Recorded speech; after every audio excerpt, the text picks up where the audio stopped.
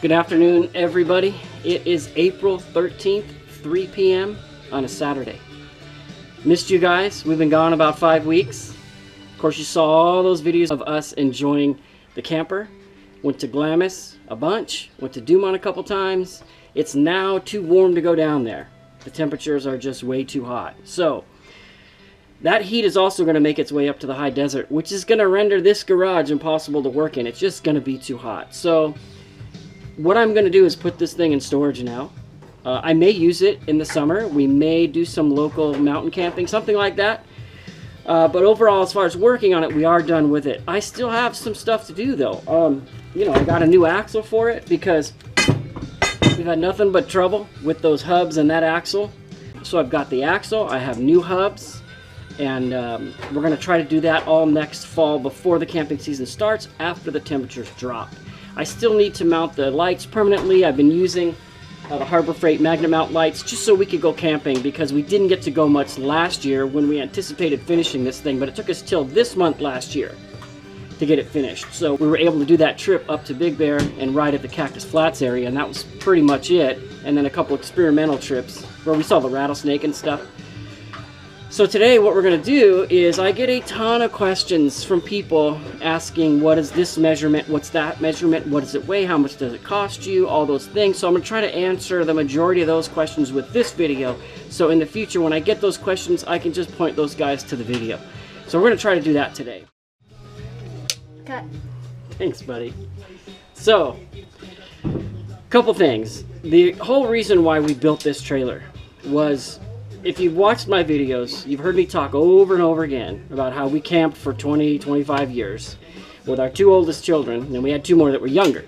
In between, we stopped. So, before you go spending all that money, I wanted to just figure out if we still had it in us to camp. So my son and I decided to build this, which would be a lot cheaper than going out and buying everything, and we could enjoy that experience together. It has been great. The last year and a half has been awesome. We've had a great time. And I hope it's blessed you guys with our videos and our goofy stuff. So, we've proved our theory. We do want to camp. Mom wants to camp with us. You saw the one video where we brought my daughter and we slept 3 like sardines in there. That was a lot of fun. So my goal this summer is to look for a used tongue trailer. I've had 5th wheels, I've had 40 footers, I've had 30 footers, I've had tongue trailers. I want to go with a tongue trailer. I want to keep the bed open. I want to have the vehicle when I camp, versus motorhome and trailer.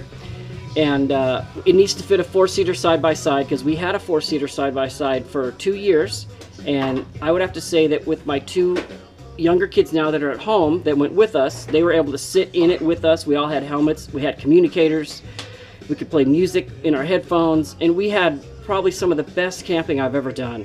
We went to Mammoth, rode around up there, we went to Glamis with it, we went to Dumont with it, we did all of Johnson Valley. We really had a ton of fun with that RZR, and then we sold it when we stopped camping. So the end goal when I started this 18 months ago was to end up with a camper, a diesel truck, and a 4-seater. So we are one step closer, because a little prematurely on my calendar I ended up getting this.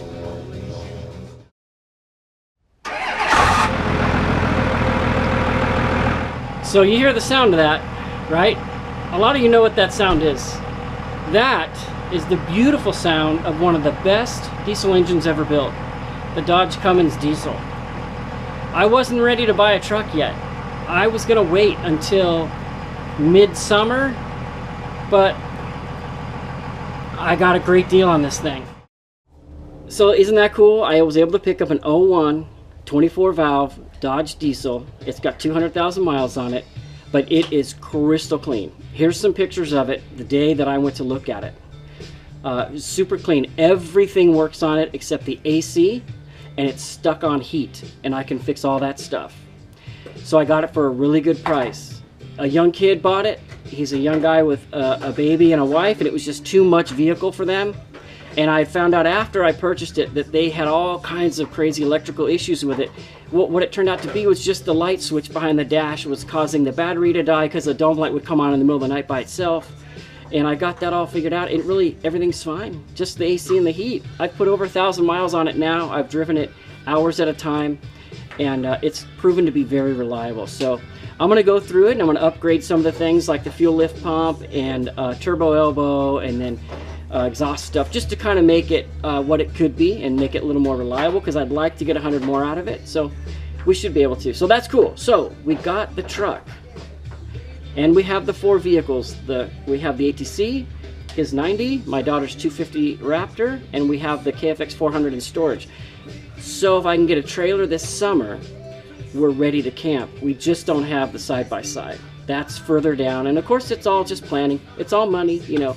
We got to make it work without hurting. So that's my deal. And also, we still have to fix the quad that you quad. That's right. And then we can camp. So I've had the Fords. I've had the 7.3. It was a great motor. Towed forever with that. I think 15 years with that truck.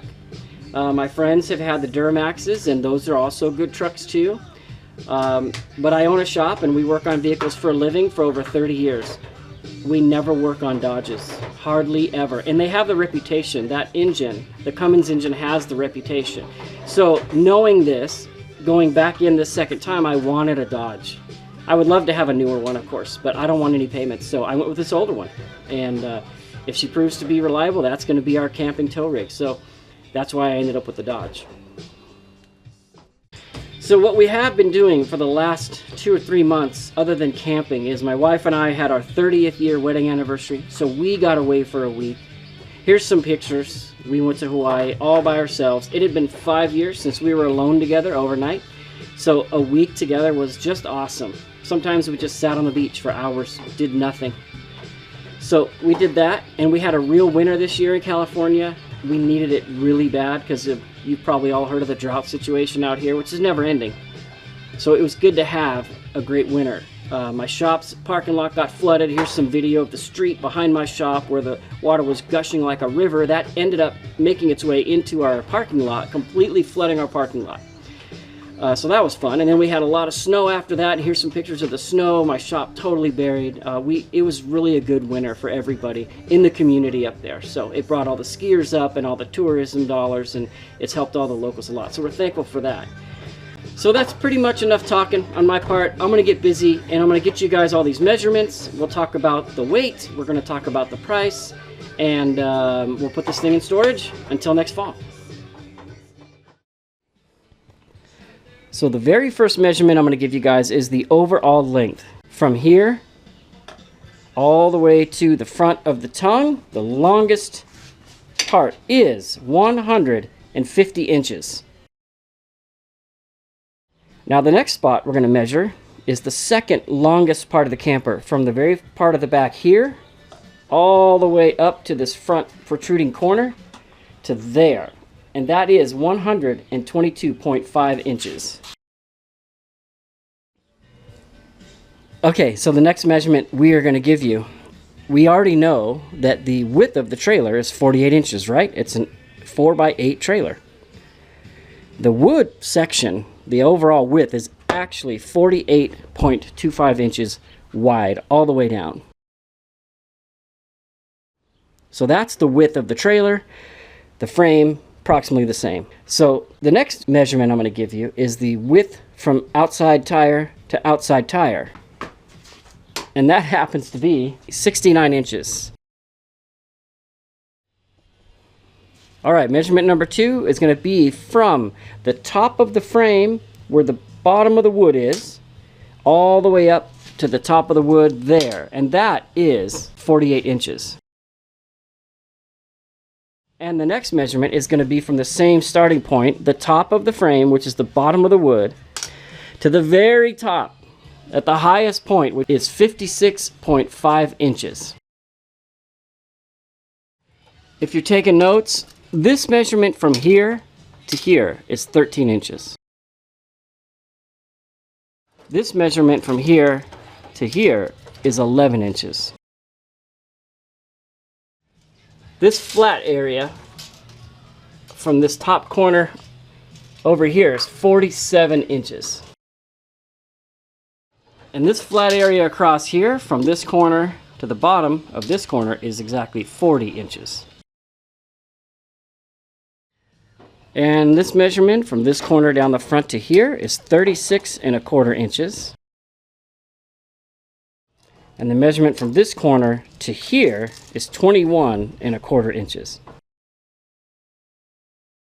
And the measurement from the ground to the top of the lowest part is 71 inches. And then the overall distance from the ground to the top of the highest point is 79¾ inches. So this measurement from the bottom of the frame rail to the ground is 19¼ inches. So let's talk about the rims and tires. So what I ended up doing on here was I put on a 5-lug hub on the Harbor Freight axle, and I added a 2-inch spacer. I have a 15 by 7-inch rim, 5 on 4 3/4 bolt pattern, and a 30 by 950 by 15-inch tire. All of the bearing issues I'm having are because of a problem that a fellow YouTuber explained to me. The Harbor Freight spindle shafts are 15/16 diameter, so they have a weird bearing size that goes in there, 15/16.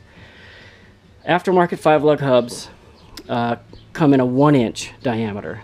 Do not come in a 15/16, at least as far as I could see. I couldn't find them. So that tiny little bit of play is the problem, why they will not secure and they will not tighten correctly and stay. So I've been just totally going for it with the wrong hubs on here. And we've traveled hundreds and hundreds of miles. So that is why I have the other axle waiting for next fall to go in. All right, so let's talk about the price. I get that question a lot.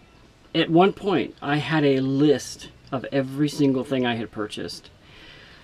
Somewhere along the line, I lost that list. It was just as we were starting to box in all the framing. The only thing I can think of is that piece of paper was left on my toolbox and the wind or something caused it to disappear. But I was really sad when I discovered that. So I did go back through all of my purchases that I could track online, Amazon, eBay, etc.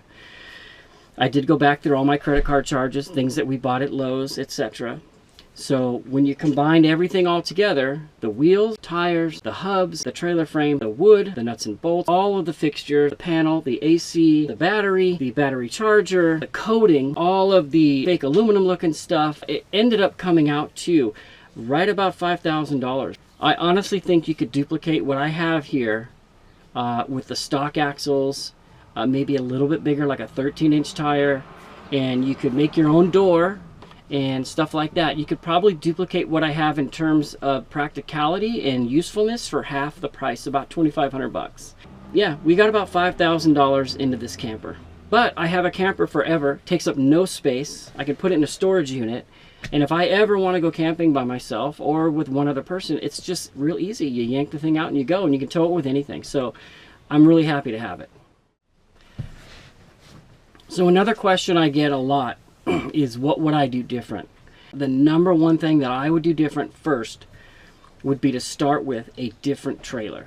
I was totally into just the novelty of the cheap $200 Harbor Freight trailer and what I could do with that. That's why I went with it. When Kevin from DIY Camper was still on YouTube, he actually made a comment just after I started building this. Why would you use such a cheap trailer? And his philosophy, and I agree with after doing this, is to find an older, used trailer that's made of really good steel, really solid axles, and start from there.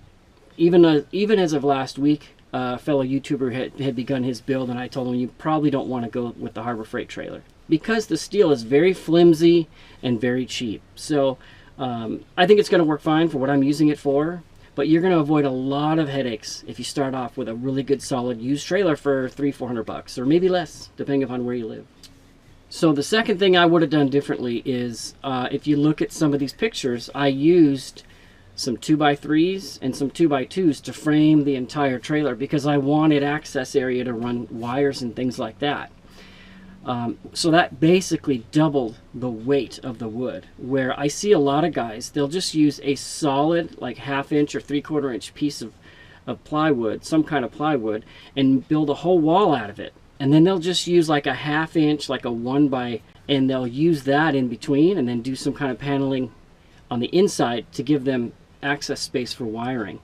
And that would have cut down a lot on the weight. So the second thing I would have done differently is I would not have framed it with such heavy wood. Alright guys, that's pretty much it for the video. So thanks to all you guys that have been watching and all your kind comments. We've really had a ton of fun for the last year and a half. So I'm going to go ahead and put this thing in storage for the summer, and it's on to the next big adventure.